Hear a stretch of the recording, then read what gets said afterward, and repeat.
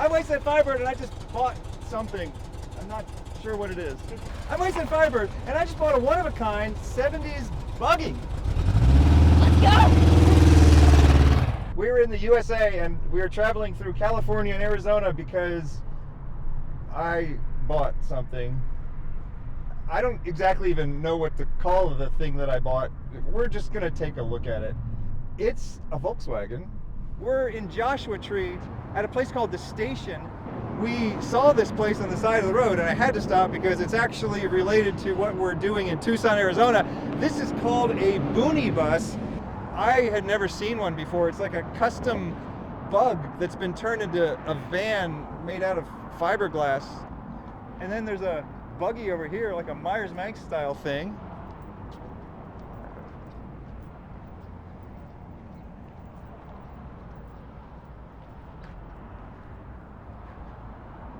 There's also a giant cowboy with an alien on its face.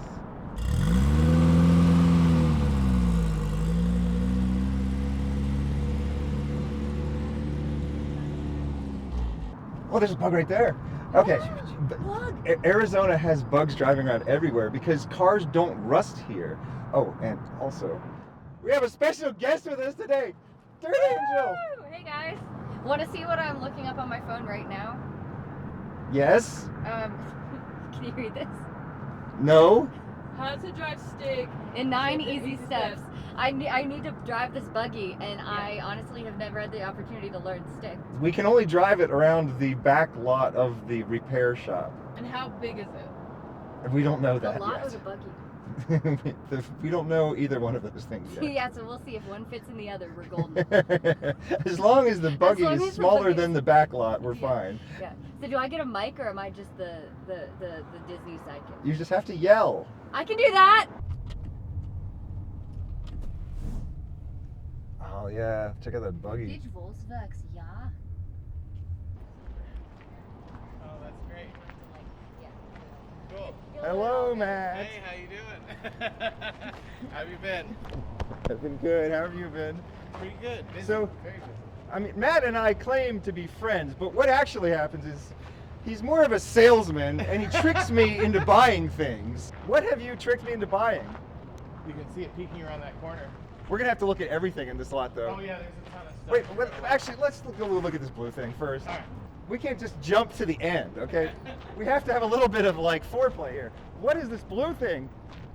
I love the top on this. That is it's built on a 1957 Beetle chassis, and the body style is called a Citation. It's got Mustang lights. I just love this top with the little portal windows. This is mine. I got this in labor trade. I helped clear out my mentor's garage, and it was a hoarder hole, so I don't think he ever threw a single thing away. And it took me about 1.5 years to clear that building. They taught, basically, if you had a dealer and you needed a tech, you would go to his classroom for 2 weeks and you'd get all of those, all that training and everything, and you'd come back with a certification, and then you'd work at the dealership. And so he worked there for a while. He taught there for several years, and then in '79, I think is when he stopped, and it was because they were killing the air-cooled line. And they put a bunch of that tooling and stuff on pallets, and he bought it all up, and he retired to Tucson, and just had a little mom and pop shop all the way up until I think he passed away. Dan was one of those true grit kind of guys, so he had a heart attack on Monday, and he felt better on Wednesday and went back to work and had a second heart attack. And so his doctor told him, if you try to lift anything heavy, you're going to die. And so I came in and I was his hands for 2.5 or 3.5 years. And he sat in an armchair and just kind of told me how to do it and would watch what I was doing and explain it, and I did all the work. And I didn't realize how valuable that knowledge was going to be. And I knew he had this for 15 years, but I never got to see it up close. And I always thought it was a Westie. You know, I saw the pop top and I thought it was a Westfalia. And when I finally got my hands on it, I found out it wasn't a Westfalia. It's actually a Sportmobile. And Sportmobile is still around. They make Sprinters now. So I called them and I was like, hey, I have this car. It's 1966. It has your outfit package on it. I want to know more about it, how many you made, that kind of thing. And the lady on the phone just straight up said, "Oh, you need to talk to the CEO. Here's his cell phone number." And so I call him, and he's like, "Oh yeah, they told me you were gonna call." He's like, "I made your cabinets. I was 16 and I worked in the cabinet shop for my dad in Illinois, and I did all the Volkswagens and all the Econolines." So this one I lived in for 3.5 years, and I've owned it for like 7 years. And unfortunately, in 2021, I got T-boned turning into my neighborhood. And the guy in the Kia Soul hit me so hard it flipped it onto this side, and I actually slid along. That seam right there is from me grinding the curb like Tony Hawk. It's a period correct awning. The California coast is like made for this. In Montecito at Butterfly Beach, there's these like hedges, and there's a break in the hedges where there's like a little path. And if you get there early enough in the morning, you can park with the slider door right at the break in the hedge. So I would park in like Montecito Beach in front of $30 million mansions, and I'd have a private awning with a little walkway right to the beach, all for me, just by parking on the curb. I've been hooked on Volkswagen since I was 4. Like, I was in a shopping cart on my parents', or shopping cart in a JCPenney, and there was a red stuffed Beetle, which I still have, and I made a giant fuss over it. And my grandpa found out about that and ended up getting it for me. And I've been hooked on them ever since. This is a Tucson car. It's never been outside of Tucson. This was the deluxe fastback at the time. So it was 1967. You normally don't see fastback Volkswagens that early on. So the fact that this one rolled in was really exciting. This had factory AC in 1967. Let's take a look Yeah. at this thing that I don't even know what I bought. I don't even know what it is. It's a one of a kind. It is one of a kind. The guy who built it was, he was a car builder and an airplane builder, apparently. Oh my God. Ooh. There's not a bad angle on it. You can look at it from any angle and it looks good. And now a word from our sponsor. And now a word from our other sponsor. Oh, we have another sponsor too. Let's do that other sponsor. Okay, this person's not a sponsor, but they sent me this photo and it's really cute.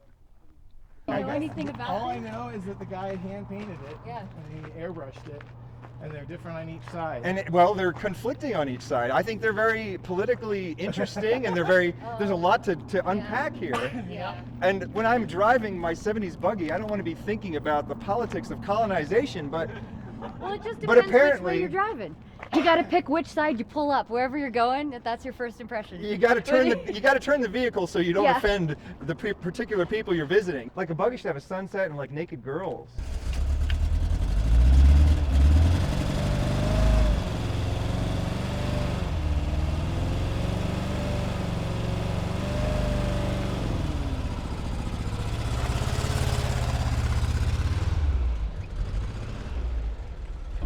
She's never driven a stick shift before. That's mostly Today true. we're going to learn to drive a manual. This is So I know I should have my pedal to the metal at the clutch, and then I want to put also pedal to the metal with the brake, and shift into first. Then accelerate slowly while slowly lifting off yeah, the clutch. So it's this kind of motion. As you're taking your foot off the clutch, your right foot goes down on the accelerator gently. So just go straight. Now push the clutch in all the way. Push the clutch in. Anytime anything goes wrong, push Yeah. the clutch in all the way. Okay, clutch in all the way. I probably didn't ease it in enough, and I took the clutch off too fast. Exactly. Does that add up? Back in first. Okay. That's it. Keep putting on gas. On gas. That's it. I'll do a loop. There's a Volkswagen show in town this weekend. We're not going to have time to see the actual show, but we can see a little bit of the run-up to the show with those wheels. This thing's got some style.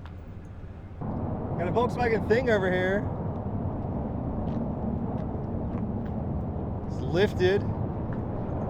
And sand rails. You ever hear about someone talking about a sand rail? This is what they're talking about. It's just a bare bones dune buggy.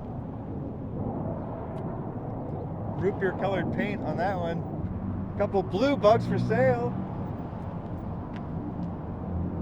Got a station wagon with an ancient pink paint job on it. The desert produces the best patina on paint. Not much rust at all, just a little bit of surface rust and just decades of stories. I'm in the middle of running the Bisbee 1000, but I had to stop because I saw this beautiful Karmann Ghia. All right, back to it.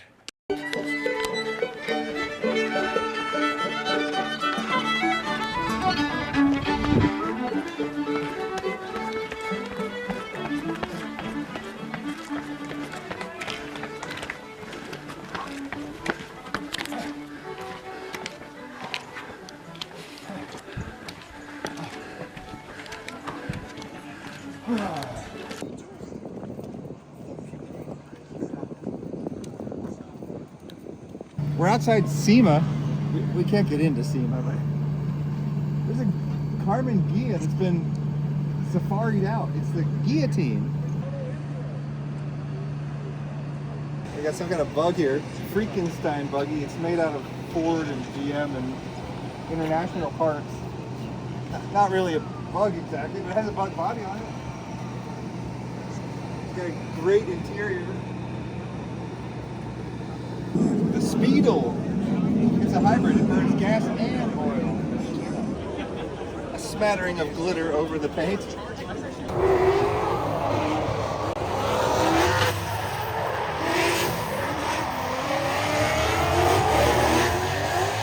There's a Holden. There's a Holden at SEMA.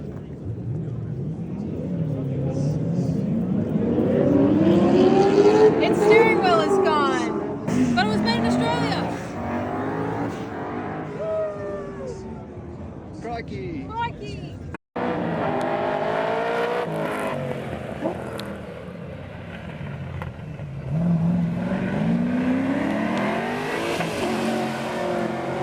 This has been the wild and weird bugs, buggies, and buses of the American Southwest.